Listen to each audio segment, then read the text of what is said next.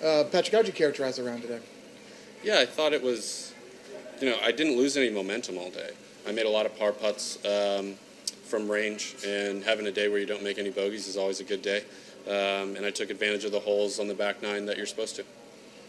Did you feel, when did the wind kind of kick up in your guys' round? Because you saw the scores kind of early. You know the course was going to be a little soft after the rain.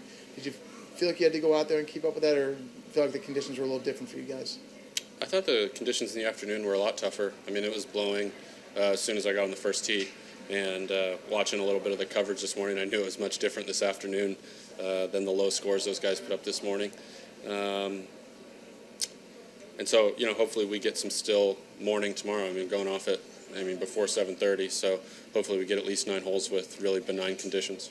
What's your kind of mentality when you say you're watching the coverage in the morning, you know what they're shooting, but you know that the conditions could be completely different in the afternoon? How do you kind of process that in your mind when you go out there to play?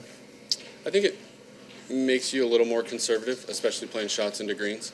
And if you look at my round today, I had a lot of 40-foot, birdie attempts that I just 2-putted and then got the holes that you're supposed to, which I think is really key on this golf course is getting the shorter holes and not ever getting out of position.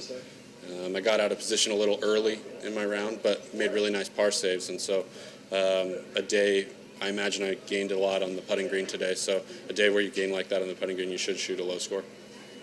With what the commissioner kind of announced yesterday in the memo that came out to you guys, just kind of your thoughts on that a little bit. Yeah, I think it's a step in the right direction. And I'm happy to see it, and I hope more things like that continue to happen.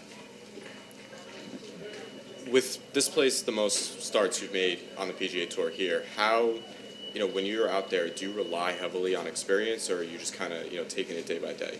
Yeah, definitely. I think we see a lot of the same hole locations year after year, and,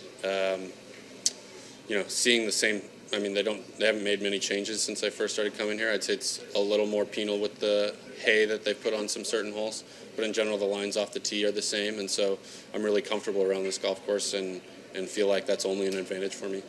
And earlier in the season, you started off really hot, and then things kind of got a little bumpy, but then, went to New Orleans, won, and then since then, posted a lot of good results. But in the middle of the season, was there maybe something that you tried to work on, and then, you were able to come out on the other side, not just winning in New Orleans, but also, have that third place finish at Memorial and a couple other good results, losing in the playoff at Hilton Head. So was there something that, you kind of did before that to try to get to this point now? I think it's just golf. It's hard to play 20 events really, really well. If you're going to play 20 events in a season, you might have a couple hiccups along the way. In general, I felt like my game has been really good this year.